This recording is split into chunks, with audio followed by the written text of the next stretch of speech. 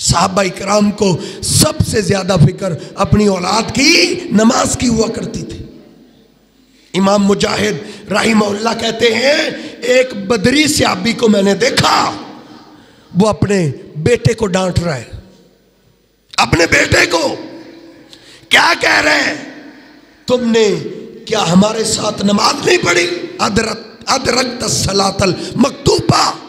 بیٹا کہتا ہے ابا جی نماز جماعت کے ساتھ پڑھی ہے۔ باپ غصے میں آ گیا، کہا ادرکت التکبیرۃ الاولیٰ۔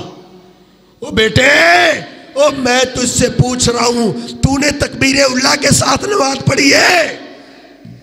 جب امام نے پہلی اللہ اکبر کہی تھی تم صف میں نہیں تھے، کیا تم نے تکبیر اولیٰ کے ساتھ نماز پڑھی ہے؟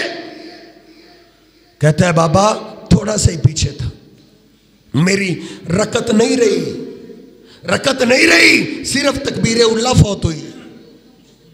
امام مجاہد کہتے ہیں بدری صحابی باپ ڈانٹنے لگا، اتنا کوسنے لگا کہ بیٹا رونے لگا، معصوم بچہ رونے لگا۔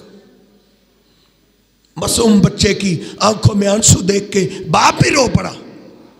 اس نے کہا بیٹے لما فاتک منہا خیر من الف ناقۃ، بیٹے آج میری 1000 اونٹنیاں بھی مر جاتی، مجھے اتنا افسوس نہیں ہونا تھا جتنا تیرے تکبیر اولیٰ کے فوت ہونے پہ افسوس ہو رہا ہے۔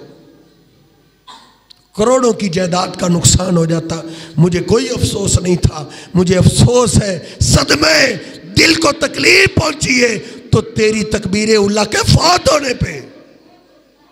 بیٹا شیطان کا یہی تو راستہ ہے، پہلے تکبیر اولیٰ گئی، پھر 1 رکعت گئی، پھر 2 رکعتیں گئی، پھر آہستہ آہستہ بغیر جماعت کے نماز، پھر کئی نمازیں چھوٹ گئی، پھر شیطان آہستہ آہستہ نمازی گھرانے والوں کو بے نماز بنا دیتا ہے۔